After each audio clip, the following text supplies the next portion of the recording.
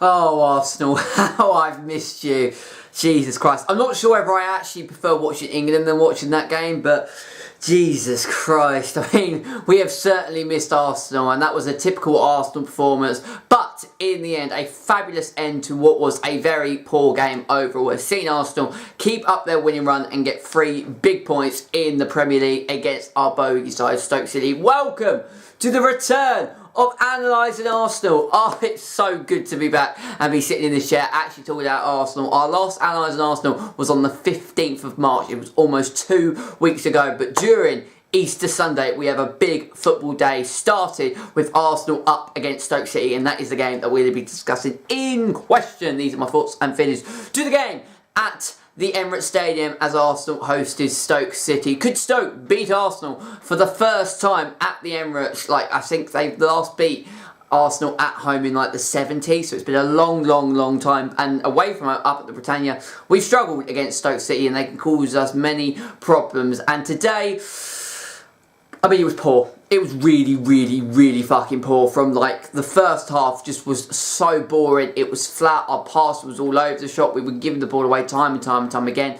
I think it took us about 20 to 25 minutes until we actually registered our first shot. Like, seriously, it was so flat. It was so dead. And I can understand it. There are 2 reasons why, you know, Arsenal simply just were not at the races. And the first one is because normally you see it, particularly as you come back from an international break, you just see loads of games of players that are not quite at the races because either they've been still in the transition from playing for their country and then coming back to their club, and also for the fact that they're still trying to get back into the swing and the grind of playing in the Premier League. Like, international football and Premier League football, they are so kind of vast and they're so varied that it can take quite a considerable amount of time for players to get back into the swing of things, really. So that's kind of the first stumbling block as to why both Arsenal and Stoke were just absolutely awful. I mean, Stoke are just awful as a team right now, let's be honest. But, you know, they were better in that first half than Arsenal, but not by a long shot, really. Arsenal were absolutely all over the shop. And secondly, because of the fact that Arsenal kind of in this strange kind of,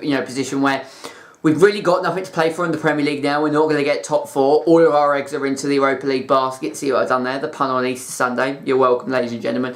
But, it's just one we're looking to try and get as many points as we can between now and the end of the season and see where we finish. Top 4 is very unlikely. We're probably going to finish at about 6th, maybe 5th on a good day. But it's a chance for consistency, because if we are going to win the Europa League, consistency is key. So these are the games that if we can keep winning and keep that momentum running, we can go into it. And you can only beat what's in front of you, and you might as well just try and put everything into it to try and finish as best you can, despite what has been an absolutely horrendous Premier League season. But the players just simply, it's quite hard to be motivated for something which, if you lose the game, is it really going to matter? It's going to annoy and anger some of the fans, and it might give me another rant video, but it's not really going to do too many problems at the end of the day. Not like if we lose on Thursday and go out of the Europa League, then that is a completely different kettle of fish. But, and with all of the buts, saying that, the second half, we slightly improved, I'd say, maybe, just a tad. But it was in kind of the final 15 minutes that we really turned on the screw. We got 2 penalties, one that I definitely think was a penalty.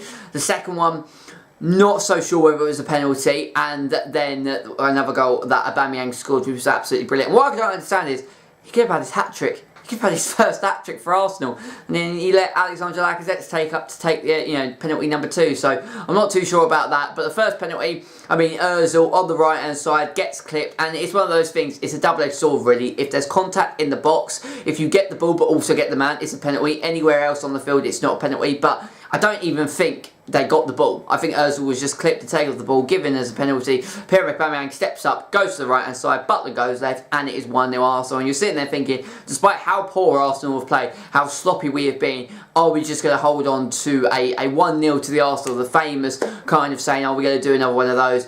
And then, kind of, 10 minutes later, or about 10, 11 minutes later, we were creating chances, and Mkhitaryan had a really good shot, when he came on. Lacazette created a couple of decent opportunities. Ozil had a really good chance from outside the box.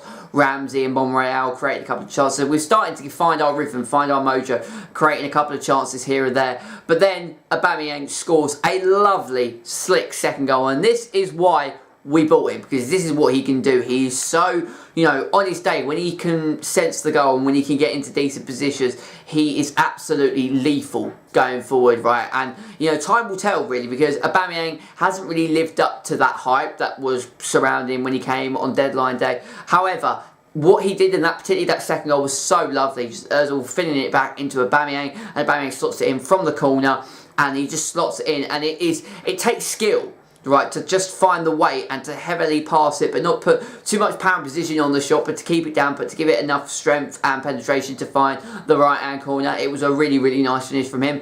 And then a sort of weird kind of decision. It goes down on the right hand side, and like Stoke body checked. I think it was like Welbeck maybe. Let's have a look at the lineups. It was on the right hand side. I believe it wasn't Welbeck. No, I believe it was Ramsey. Yeah, it was Ramsey, number 8. I do apologise. It was number 8, Aaron Ramsey. And he gets his body checked off, and Craig Pawson looks over to the fourth official. And the fourth official, firstly, I think gives it as a corner, and then has a conversation with Craig Pawson, and then it's given as a penalty. And it was sort of like one of those 2-3 minute spells that you almost come to find and see when you, in terms of VAR. But it was given as a penalty. And instead of Aubameyang, I was sitting there thinking, I know what we're going to start this video. Hat-trick hero, Pierre-Emerick Aubameyang. And Lacazette steps up, and to be fair, you know, he's just been injured, he's come back fresh from injury, but before that he was on a really, really poor run, wasn't finding the back of the net, his confidence was all, you know, shot to pieces. To get that goal is good, and it's nice to see Lacazette back in an Arsenal shirt and getting a goal. It will do wonders for his confidence. And in the end, I mean, the scoreline doesn't reflect on the game, despite the fact that we had 24 shots and 70% of the ball. Stoke only had 8 shots and 30% possession, but both teams were poor. Arsenal didn't do anything in the first half whatsoever. We were sloppy, we were giving the ball away. It was a typical Arsenal performance.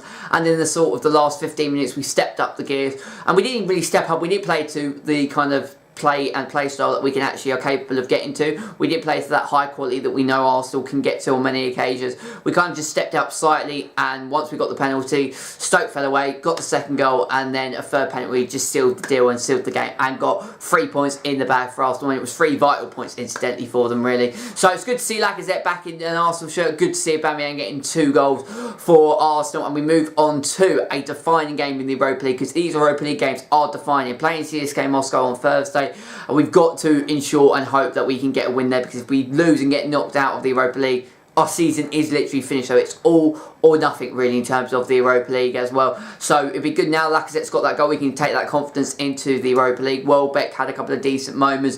Good to see Monreal back after being injured. He has been certainly our best player. And yeah, I mean, other than that, I mean, it was a poor game. It was an awful game. It was sloppy. But in the end, we got ourselves 3 points. And at the end of the day, Arsenal are not going to care in the slightest, despite how bad they were, how poor they were, how low of the levels that they actually got to in this game. All that matters is you get the 3 points, and they got the 3 points, got a 3-0 win, and in the end, a good result. And unfortunately for Stoke City, they've got nothing really about them whatsoever. They are doomed, I should say, at this very stage. But I'm not a betting man, and all of my past kind of predictions have been way off, so I don't know. But from what I saw today and kind of, you know, what I spectated looking at Stoke City, no, it's not looking good for them. I'm going to leave Analysing Arsenal there for you guys today. I will rejoin you for Analysing Arsenal on Thursday in a crunch game in the Europa League. Again, I hope you're having a fantastic Easter. Chelsea Spurs heading your way. I've also got another upload here with you, and I'm going to be uploading another video later on tonight, completely different and something completely away from football. But I'm so glad that I'm sitting in this seat with Analysing Arsenal, right back where it belongs on DJ Bagpuss. From everyone here at the team of DJ Bagpuss, I do wish you a very, very happy Easter. Please make sure to leave a like on the video if you've enjoyed it. Subscribe to the channel if you're new around here. Check out my other great content as well. And like I said, I will rejoin you on Thursday as we face CSK Moscow on the Europa League quarter-final Thursday. Until then, take care, and I shall speak to you all very, very, very soon. Come on, you Gunners.